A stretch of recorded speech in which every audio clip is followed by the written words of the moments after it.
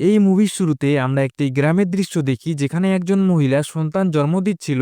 পরে তার একটি মেয়ে সন্তান হয়। এরপর সেই মহিলার স্বামী তার মেয়েকে দুধে ফেলে ফুটিয়ে ভগবানকে উৎসর্গ করে দেয়, কারণ সেই সময়ে একটি মেয়ের জন্মকে অশুভ বলে মনে করা হতো। এই জন্য সেখানকার সবাই ছেলে সন্তানে চাইতো। এরপর আমাদের আরেকটি গ্রাম দেখানো হয়। সেখানে একটি পরিবারে রামচন্দ্রন এবং তার 5 ছেলে ছিল, কিন্তু কোনো ছেলেরই বিয়ে হয়নি, কারণ মেয়ে সন্তান জন্ম নিলেই তাকে মেরে ফেলা হতো।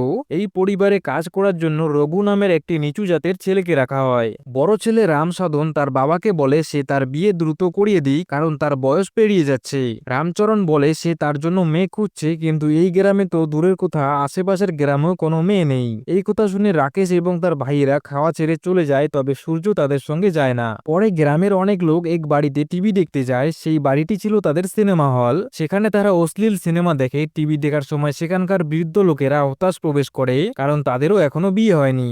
সিনেমা দেখার পর রাকেশের মধ্যে কামনা জেগে ওঠে এবং সে বাইরে গিয়ে একটি প্রাণীর সঙ্গে তার কামনা পূরণ করে। পরের দিন রাম একজন গঙ্গার পণ্ডিতকে ডেকে নিয়ে আসে এবং বলে সে তার ছেলেদের জন্য যে কোনো ভাবে মেয়ের ব্যবস্থা করার অনুরোধ করে এবং এর জন্য লক্ষ লক্ষ টাকা দিতে প্রস্তুত। এটি শুনে পণ্ডিত তার কাজে মনোযোগী হয়ে যায়। এরপর আমরা দেখতে পাই যে রাকেশ একজন শিক্ষক। স্কুলে পাপ্পু নামের আরেকজন শিক্ষক তাকে জানায় যে তার শীঘ্রই বিয়ে হতে চলেছে এবং রাকেশকেও বিয়েতে আসতে হবে। এটি শুনে রাকেশ খুব হিংসায় ভুগতে থাকে এবং রাগের বশে একটি শিশুকে মারধর করে। এরপর আমরা দেখি পাপ্পুর বিয়ে হচ্ছে। পাপ্পুর বাবা কনের বাবাকে 5 লাখ টাকা দেয় এবং 2টি গরু দেয়। তারপর তারা বিয়ের মণ্ডপে আসে।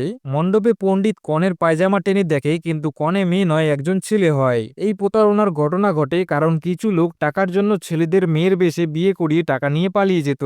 এখানেও একই ঘটনা ঘটে এবং প্রতারকরা টাকা নিয়ে পালিয়ে যায়। একদিন পণ্ডিত কোনো কাজের জন্য অন্য একটি গ্রামে যায়। রাতে থাকার কারণে সে সেখানেই রাত্রি যাপন করে। সকালে শৌচের জন্য নদীর পাশে গেলে সে একটি মেয়ের গুনগুন করার শব্দ শুনতে পায়। পণ্ডিত গিয়ে দেখে সেখানে একটি সুন্দর মেয়ে আছে। পণ্ডিতকে দেখেই মেয়েটি তার বাড়ির দিকে দৌড় দেয়। পণ্ডিতও তার পিছু নেয়, তার বাড়ি পৌঁছে যায়। সেখানেই পণ্ডিত মেয়েটির বাবা প্রতাপের সাথে দেখা করে। প্রতাপ পণ্ডিতকে জানায় যে যদি গ্রামের লোকেরা তার মেয়ের কথা জানতে পারে তবে তারা তার মেয়েকে ছিঁড়ে খেয়ে ফেলবে। তাই সে গ্রাম ছেড়ে এই জঙ্গলে এসে বসবাস করছে।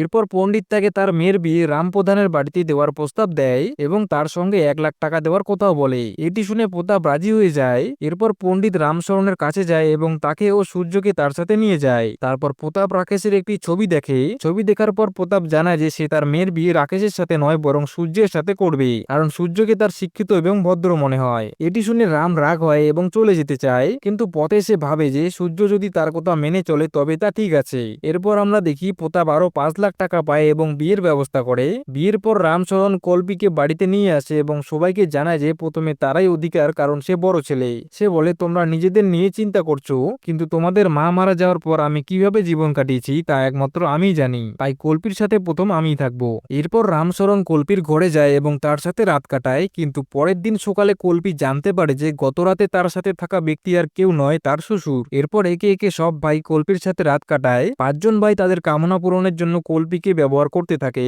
সবশেষে যখন ছোট ভাই সূর্যের পালা আসে, সে কল্পীর ঘরে যায়, কিন্তু সেদিন কল্পীর শরীর ভালো ছিল না। তাই সূর্য জোরাজোরি করে না, বরং সে কেবল কল্পীর সাথে গল্প করে এবং তাকে সান্ত্বনা দেয়। সূর্য কল্পীর কাজে সাহায্য করতেও শুরু করে। এরপর কল্পী এবং সূর্যের মধ্যে ভালোবাসা জন্মায়। কল্পী তখন অন্য ভাইদের নিজের কাছে আসা বন্ধ করে দেয়। এটি দেখে রামশরণ এবং তার বাকি ভাইয়েরা সূর্যের উপর ক্ষুব্ধ হয়ে ওঠে। তারা মনে করে যে সূর্য তাদের অধিকার নষ্ট করেছে।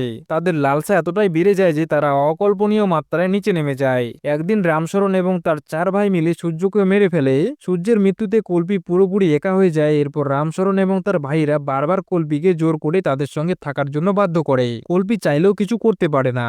একদিন কল্পী তার বাবার কাছে চিঠি পাঠায়। চিঠি পাওয়ার পর পরের দিন প্রতাপ সেখানে আসে। সেখানে এসে রামশরণ তাকে আবারও 1 লাখ টাকা দেয়, কারণ সে চায় প্রতাপ ও কল্পীর সঙ্গে সময় কাটাক। টাকার লোভে পড়ে প্রতাপ এটি মেনে নেয়। কল্পী প্রতাপের পা ছুঁয়ে প্রণাম করে এবং সে খুশি থাকে যে অন্তত তার বাবা ভালো আছেন। প্রতাপ চলে যাওয়ার পর রামশরণ এবং তার ভাইরা কল্পীকে মারধর করে। তারা বলে তোমার কারণেই তোমার বাবা এখানে এসেছিল এবং আমাদের তাকে 1 লাখ টাকা দিতে হয়েছে।